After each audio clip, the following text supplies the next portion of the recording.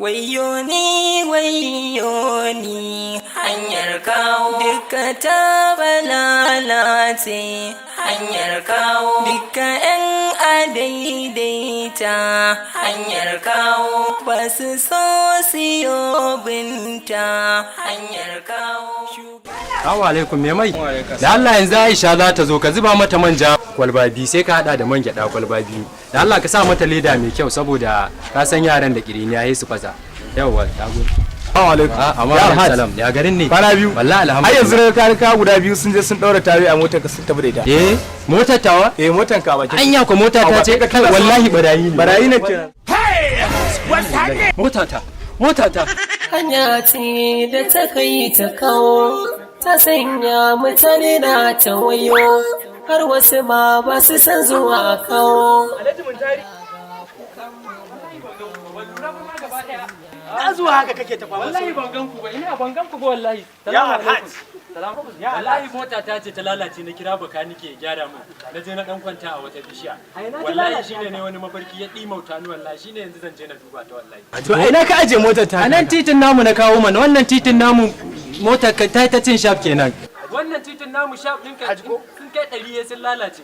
Shaf ɗin da na ci a titin nan da zan kira dan gwangwani mai arziki ne. Ai wannan titi ina gaya ma wannan titi idan har ba a kawo ɗauki a hanyar nan ba wata rana sai an haifi ɗan mara ido. Sai dai ka bari kwanakin baya wani ya ɗauko matarsa da ciki zai kai ta asibiti amma kafin ya je wannan titin na kawo har ya zazzage. Ka ji ƙato. Abin ya girgiza ne. Kaji ko?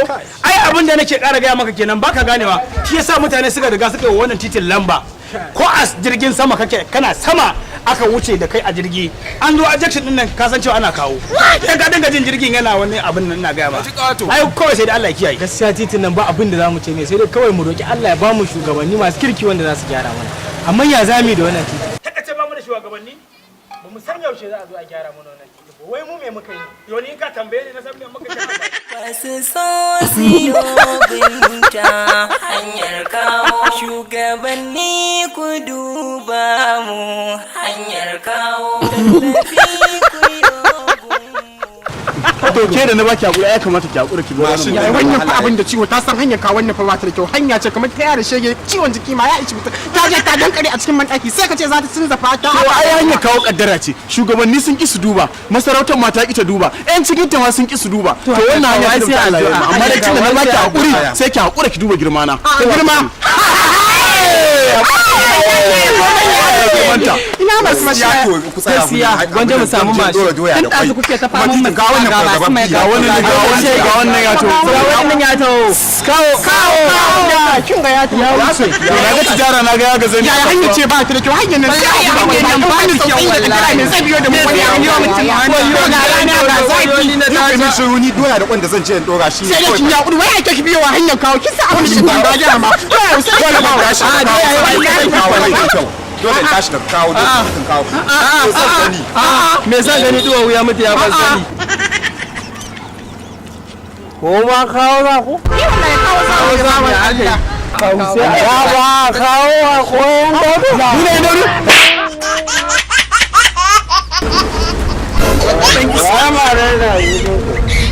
hannun yayi ne ya tasiri akan ka wanda ya ma bari na gaba ka ce ma da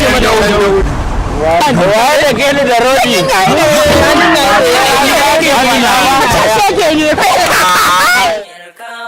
ba su so siyo binta hanyar kawo shugabanni ku duba mu hanyar kawo tallafi ku yogun mu hanyar kawo ku taimaka ku gyara. Na ku je kawo 300 a'a ban kai 300 kuma ne sai ka ce za ka maka shan A'a mu je yayi mana. a gaskiya lokacin da muka je abin nan kan tina A'a mu je mana me to banda wahalar da muka ci. A'a mu je ina zan iya ina da ni banda wannan wahalar da muka ci. A'a mu je wallahi zan iya. kai ma shiga kai ma shiga da ƴaƴana yanzu ba su a ciki sai tafiya ina matsan sa su kuna dan kwalu zo ka hauna ka makale ka tafi ka san hanya kawo wahala ake wallahi sai kai magarba anan ba za ba ku je kawai za mu makale a gefe Wayo ni hanyar hanyar kawo duka ta balalace hanyar kawo duka 'yan adaidaita hanyar kawo basu so siyo binta hanyar kawo shugabanni ku duba mu hanyar kawo tallafi ku yo gunmu hanyar kawo